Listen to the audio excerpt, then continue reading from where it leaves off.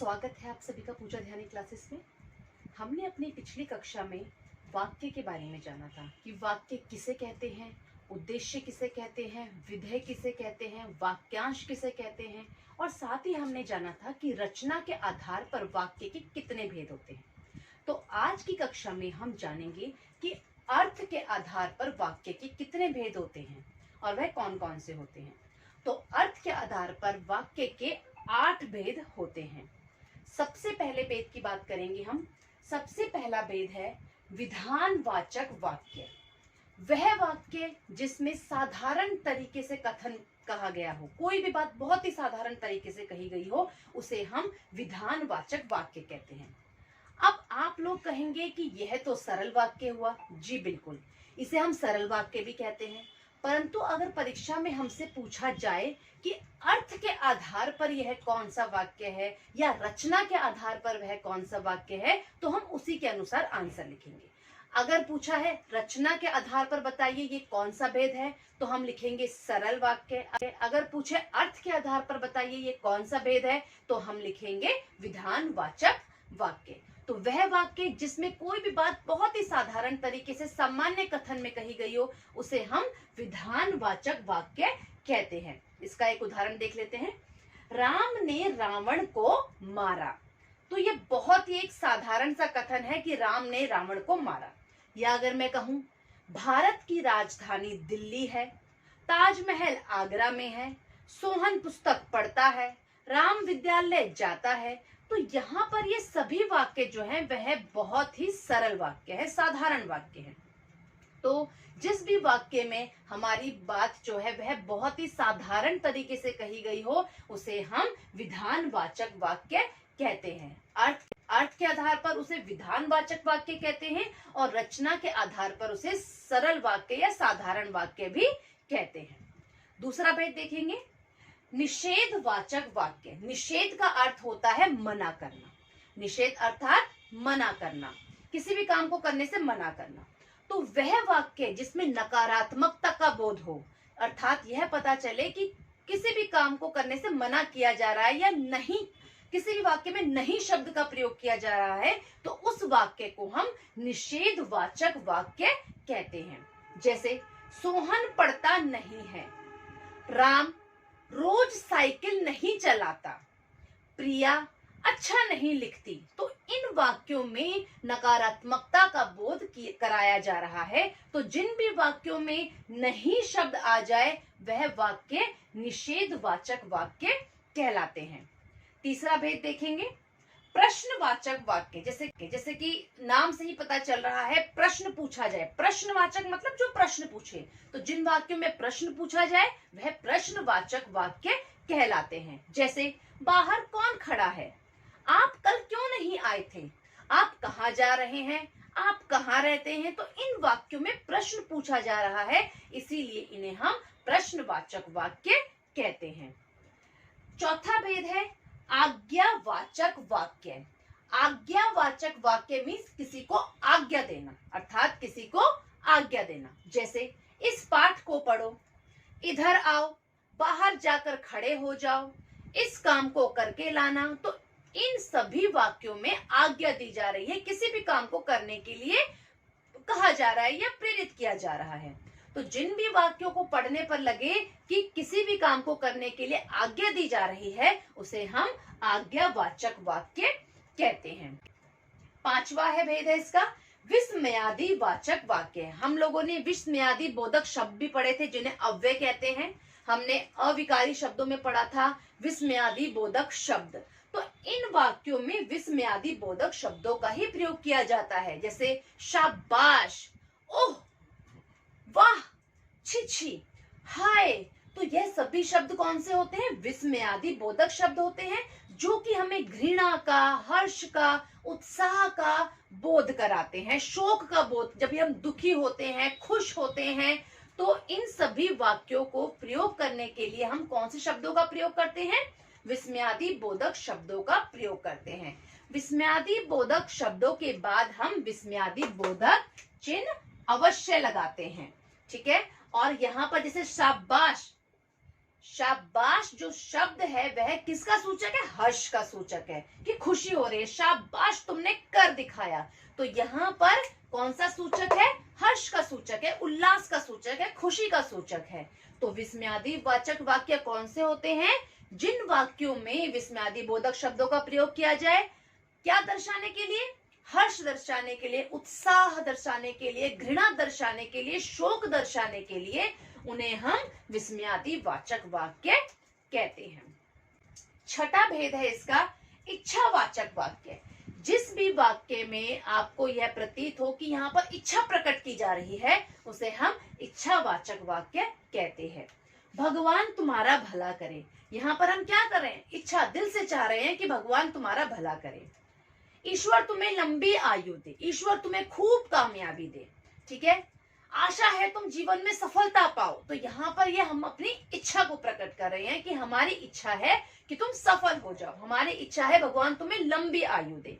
तो वह वाक्य जिनमें इच्छावाचक शब्दों का प्रयोग किया जाता है, अपनी इच्छा प्रकट की जाती है, उसे हम इच्छावाचक वाक्य कहते हैं। तो यह हुए अभी हमारे 6 भेद। अब हम बात करेंगे बाकी 2 भेदों की। तो अब हम बात करेंगे 7वें भेद की, संकेत वाचक वाक्य। संकेत अर्थात किसी को कुछ बताने के लिए संकेत देना। जैसे यदि तुम जल्दी आते तो उसे देख पाते। इस वाक्य में भी ना एक बात दूसरी बात पर आश्रित होती है। जैसे यदि तुम जल्दी आते तो उसे देख पाते। अगर मैं आपसे पूछूं कि इस वाक्य में मुख्य वाक्य कौन सा है और आश्रित वाक्य कौन सा है, तो इस वाक्य में जो बात हो रही है वह किसी को देखने की हो रही है, तो उसे देख पाते जो है यहाँ पर क्या है? मुख्य वाक्य है। और यह बात किस पर आश्रित थी? कब देख पाते? यदि तुम जल्दी आते। तो यहाँ पर भी आपने देखा कि एक बात दूसरी बात पर आश्रित है, ठीक है, और उसी को संकेत करते हुए कुछ बताया जा रहा है। तो ये कौन सा वाक्य हुआ? आश्रित वाक्य। तो इस प्रकार इस वाक्य में यदि तुम जल्दी आते तो उसे देख पाते, यहाँ पर यह संकेत दिया जा रहा है कि तुम अगर जल्दी आते तो तुम उसे देख पाते। तो इसी प्रकार तुम दिल्ली चलोगे तो मैं भी चलूंगा। तो किस बात का संकेत दिया जा रहा है? कि मैं भी तुम्हारे साथ चलूंगा, लेकिन कब चलूंगा? यदि तुम भी चलोगे। तो यहाँ पर अगर मैं मुख्य वाक्य की बात करूं, उपवाक्य की, मुख्य उपवाक्य की अगर मैं यहाँ पर बात करूं तो वह कौन सा हुआ? मैं भी चलूंगा, यहाँ पर हुआ मुख्य उपवाक्य, और तुम दिल्ली चलोगे हुआ आश्रित उपवाक्य। तो यहाँ पर भी जैसे आपने देखा, तो उसे देख पाते हुआ मुख्य उपवाक्य, और यदि तुम जल्दी आते हुआ आश्रित उपवाक्य। तो तुम दिल्ली चलोगे, तुम दिल्ली चलोगे तो मैं भी चलूंगा। तो यहाँ पर क्या संकेत दिया जा रहा है? कि मैं भी दिल्ली चलूंगा। कब चलूंगा? यदि तुम भी चलोगे। तो इस वाक्य में, जिस भी वाक्य में एक बात दूसरी बात पर आश्रित हो और किसी न किसी बात का संकेत दिया जा रहा हो, उसे हम संकेत वाचक वाक्य कहते हैं। यही हमारे मिश्रित वाक्य भी होते हैं। जिस प्रकार मैंने आपको बताया विधान वाचक और सरल वाक्य को आपको कैसे आंसर करना है, अर्थ के आधार पर पूछेगा तो आपको लिखना है संकेत वाचक वाक्य। अगर रचना के आधार पर पूछेंगे तो आपको लिखना है मिश्रित वाक्य। तो दोनों ही प्रकार के ये वाक्य कहलाते हैं, बस इनका फर्क जो है वो भेदों का हो जाता है कि रचना के आधार पर भेद और अर्थ के आधार पर भेद के हिसाब से इनके नाम अलग अलग हो जाते हैं। तो अब हम जानेंगे 8वें भेद के बारे में, जिसका नाम है संदेहवाचक वाक्य। तो अब हम जानेंगे संदेहवाचक वाक्य कौन से होते हैं। जिस भी वाक्य को पढ़ने पर संदेह का बोध हो कि किसी न किसी बात के होने की संभावना हो, उसे हम कहते हैं संदेहवाचक वाक्य। जैसे वहां कोई खड़ा था, अब कंफर्म नहीं है लेकिन डाउट है, संदेह है हमें कि वहां कोई खड़ा था, या कल कोई आया होगा, शाम पड़ रहा होगा। मतलब जहां पर हमें किसी बात के होने की जो किसी बात के होने का पता तो ना हो, लेकिन हम उसकी संभावना दर्शा रहे हो या उस पर संदेह दर्शा रहे हो, उसे हम संदेहवाचक वाक्य कहते हैं। तो जहां पर हमें किसी भी बात के होने और ना होने का अच्छी तरीके से पता ना हो, ठीक है, कि वो बात हुई है या होने वाली है, हमें नहीं पता, हमें कंफर्म नहीं है, लेकिन फिर भी हम उस पर अपना संदेह जो है वह जता रहे हैं, संदेह कर रहे हैं कि ये हो सकता है, तो वहां पर उस वाक्य को हम कहते हैं संदेहवाचक वाक्य। राहुल पढ़ रहा होगा, मम्मी बाजार गई होगी, कंफर्म नहीं है यहाँ पर कि वो गई है कि नहीं गई है, पर हम संदेह दर्शा रहे हैं। इसी प्रकार शायद कल वर्षा हो, कंफर्म तो नहीं है हमें कि वर्षा होगी कि नहीं होगी, पर हम यहाँ पर भी संदेह दर्शा रहे हैं कि शायद कल वर्षा हो। तो इस प्रकार के जो वाक्य होते हैं जिन्हें बोलने पर हमें संदेह का बोध हो, उसे हम संदेहवाचक वाक्य कहते हैं। अब हम इन सभी को कुछ उदाहरणों के द्वारा जानेंगे और उनमें पहचानेंगे कि ये कौन सा भेद है। अब यहाँ पर मैंने कुछ वाक्यों के उदाहरण लिखे हैं, हम बताएंगे कि यह अर्थ के आधार पर कौन सा भेद है। आपका घर कहाँ है, आपका घर कहाँ है, तो बताइए यह कौन सा भेद है। जी बिल्कुल, जहां पर भी प्रश्नसूचक शब्द आ जाए या प्रश्नसूचक चिन्ह आ जाए वह प्रश्नवाचक वाक्य कहलाता है। जैसे आपका घर कहाँ है, यहाँ पर प्रश्न पूछा जा रहा है, तो यहाँ हम लिखेंगे प्रश्नवाचक वाक्य। इसी प्रकार मैं चाहता हूं कि तुम एक गीत गाओ। अब यहाँ पर क्या किया जा रहा है, यहाँ पर अपनी इच्छा प्रकट की जा रही है कि हमारी इच्छा है कि तुम एक गीत गाओ, तो यह कौन सा वाक्य हुआ, इच्छावाचक वाक्य।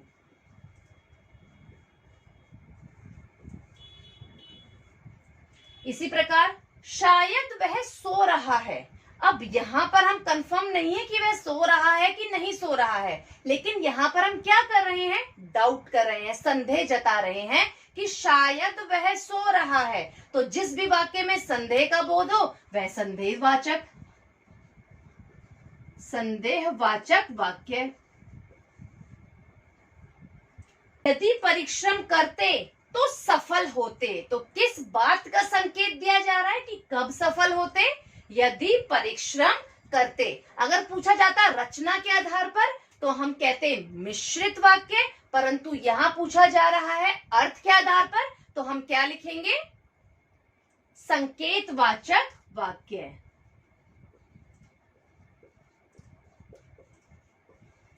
यहाँ पर यह संकेत दिया जा रहा है कि तुम कब सफल होते, यदि परिश्रम करते। कृपया इधर आइए, अब यहाँ पर हम आज्ञा दे रहे हैं, कृपया इधर आइए, तो आज्ञावाचक वाक्य। आहा कैसा सुंदर दृश्य है, तो यहाँ पर एक तो विस्मयादि बोधक चिन्ह आ चुका है, और दूसरा यहाँ पर किसका सूचक है, कुछ भी अच्छा लगने का एक उत्साह दिख रहा है एक दृश्य को लेकर, तो यह कौन सा हुआ, विस्मयादि वाचक वाक्य।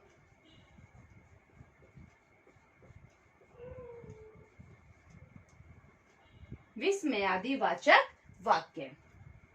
रेखा 5वीं में पढ़ती है। अब इस वाक्य में किसी भी चीज का या ना तो किसी प्रश्न का बोध हो रहा है, ना ही संकेत का बोध हो रहा है, ना ही इच्छा का बोध हो रहा है, ये केवल एक सरल वाक्य है कि ये सिंपल बताया जा रहा है कि रेखा 5वीं में पढ़ती है, सामान्य रूप से कथन कहा जा रहा है, तो यह कौन सा वाक्य हुआ, विधानवाचक वाक्य।